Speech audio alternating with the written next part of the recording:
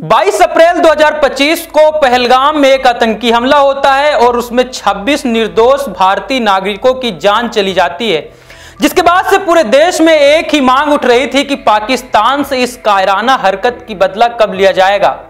जिसके बाद आज रात लगभग 1:30 बजे यानी कि 7 मई को रात को 1:30 पर भारतीय सेना की तरफ से एक जवाबी कार्रवाई की जाती है, जिसमें देखा जाता है कि भारत की तरफ से पाकिस्तान के 4 ठिकानों पर एयर स्ट्राइक की जाती है, जिसमें लगभग 80 आतंकवादियों के मारे जाने की अभी तक खबर है।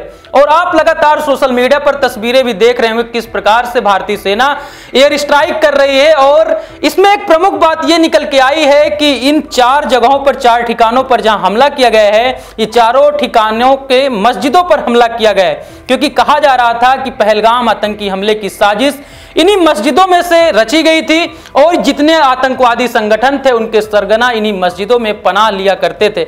जिसके बाद से भारत की तरफ से एक एयर स्ट्राइक की जाती है और लगभग 80 से ज्यादा आतंकवादियों का खात्मा किया जाता है और यह आंकड़ा धीरे धीरे बढ़ता भी जा रहा है।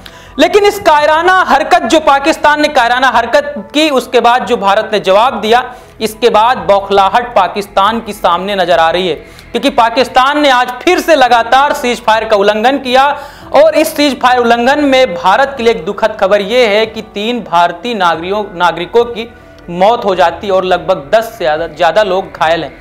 ये जो पूरा सीज फायर का उल्लंघन है एलओसी पर और अंतरराष्ट्रीय जो पाकिस्तान भारत की सीमा है वहां पर हुआ, जिसके बाद से खबर आई कि जो पाकिस्तान की बौखलाहट है उसकी वजह से भारत के 3 आम नागरिकों की मौत हो जाती है और लगभग 10 लोग घायल हैं। अगर इनके बारे में बताएं तो तीन लोगों के नाम, जिनके नाम है मोहम्मद आदिल पुत्र शाहीन नूर, जो कि सगरा के मेंढर के रहने वाले थे। वहीं सलीम हुसैन पुत्र अल्ताफ हुसैन है, जो कि बालाकोट तहसील के मेंढर के रहने वाले थे।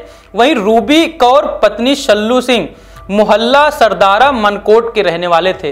तो ये 3 ऐसे लोग हैं जिनकी मौत हो जाती है, क्योंकि पाकिस्तान की तरफ से लगातार सीज फायर का उल्लंघन किया जा रहा था और आज फिर से एक बार अंतरराष्ट्रीय सीमा और एलओसी पर सीज फायर का उल्लंघन किया गया, जिसमें तमाम बड़े बड़े हथियारों से पाकिस्तान की तरफ से जब हमला किया गया, सीज फायर का उल्लंघन किया गया, तो उसमें भारतीय नागरिक भी चपेट में आए और 3 लोगों की मौत हो गई। हालांकि भारतीय जो सैनिक है उन्होंने भी मुंहतोड़ जवाब दिया पाकिस्तान को और लगातार खबरें आ रही थी कि जो 4 एयर स्ट्राइक हुई उसमें लगभग 80 से ज्यादा आतंकवादी मारे गए। जिसके बाद से कहीं ना कहीं पूरे जम्मू कश्मीर में हाई अलर्ट है, एयरपोर्ट बंद कर दिए गए, स्कूलों को बंद करने की बात नजर आई है। लेकिन सवाल ये उठता है कि ये जो पूरा हमला हुआ कहां पर हुआ। अगर बात करें, जो मैं मस्जिदों की बात कर रहा था, आपको बता दें बहावलपुर में 4 हमले हुए, यहां के अहमदपुर ईस्ट के सुभान मस्जिद को निशाना बनाया गया। उसके बाद मुजफ्फराबाद में 7 हमले हुए, यहां पर बिलाल मस्जिद को निशाना बनाया गया।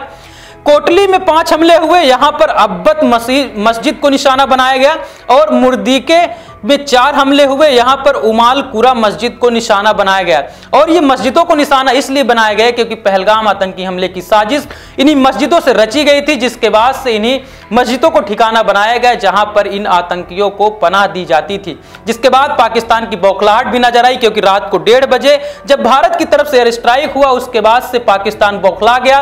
पहले इस बात को स्वीकार करने से मना कर रहा था कि एयर स्ट्राइक हुई है, उसके बाद एयर स्ट्राइक की बात स्वीकार करता है, उसके बाद तमाम अफवाहें भी फैलाता है कि भारत के राफेल को उन्होंने मार गिराया, भारत के सैनिकों को किडनैप कर लिया। लेकिन ऐसी सारी अफवाहों से बचने की कोशिश करें, क्योंकि भारतीय सेना ने जाकर पाकिस्तान में घुसकर एयर स्ट्राइक करके सफलतापूर्वक 20 मिनट में यह पूरा कार्यक्रम करके भारत वापस लौट भी आई।